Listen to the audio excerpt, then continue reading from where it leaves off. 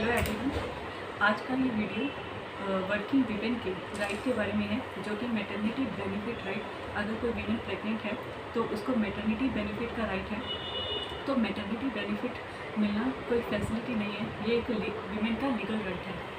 तो कोई भी अगर वीमेन किसी ऐसी एस्टेब्लिशमेंट में काम कर रही है जहाँ पे 10 या उससे ज़्यादा एम्प्लॉइज़ काम करते हैं, तो उसके उस एस्टेब्लिशमेंट के ऊपर ये एक्ट एप्लीकेबल होता है। चाहे वो कंपनी है, हॉस्पिटल है, कोई स्टार्टअप है, कोई शॉप है या कोई फैक्ट्री है, तो उन सब के ऊपर ये मैटरनिटी बेनिफिट एक्ट एप्लीकेबल होता है। क्राइटेरिया क्या है?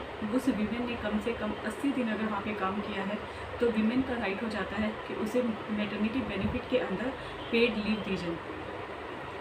अगर उस वीमेन का फर्स्ट या सेकंड चाइल्ड है तो उसे 26 वीक्स की पेड लीव मिलती है, जिसमें से डिलीवरी से पहले वो 8 वीक्स की ले सकती है। अगर उसका थर्ड चाइल्ड है तो उसे 12 वीक्स की पेड लीव मिलती है, और उसकी प्रेगनेंसी पीरियड के टाइम पे उसके साथ उससे कोई हैवी वर्क नहीं दिया जाता। तो वीमेन चाहे टेम्परेरी हो चाहे कॉन्ट्रेक्चुअल हो, तो उसके पास ये राइट है। बट ये है कि at the time of the joining ये पीरियड प्रिस्क्राइब होना चाहिए कि वो कितने टाइम के लिए है, 1 ईयर के लिए है या 2 ईयर के लिए है, 3 ईयर के लिए है। तो तब भी उसके पास ये राइट है कि उसे मैटरनिटी बेनिफिट मिलेगा। अगर कोई कंपनी टर्मिनेट कर देती है या उसे हरास करती है ड्यूरिंग दिस पीरियड, तो उनके पास ये राइट है कि वो लेबर कोर्ट में जा सकते हैं, वहाँ पे कंप्लेंट फाइल कर सकते हैं, या फिर वीमेन कमीशन के अंदर भी एप्लीकेशन लगा सकते हैं।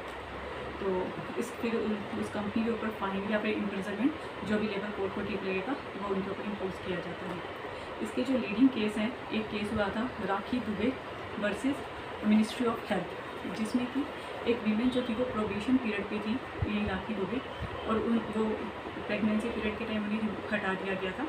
तो कोर्ट ने ये डिसीजन दिया कि आर्टिकल 14 एंड 15 के अगेंस्ट है, right to equality and non discrimination, और उन्हें दोबारा से जॉब दी गई थी। तो प्रोबेशन पीरियड के टाइम पे भी ये लॉ एप्लीकेबल होता है, उस टाइम पे भी आप वीमेन को नहीं हटा सकते हैं। ऐसे ही एक और केस हुआ था मीरा माथुर वर्सेस LIC, जिसमें मीरा माथुर ने at the time of the joining ये नहीं बताया था कि वो प्रेग्नेंट है।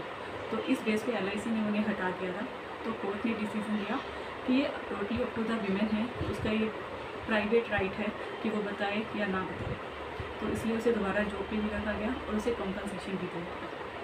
अगर वीडियो हेल्पफुल लगा है तो लाइक करें और कमेंट में लिखें कि आपने भी कोई ऐसा इशू अगर फेस किया है तो, और मोर लीगल अपडेट्स के लिए सब्सक्राइब करें चैनल को।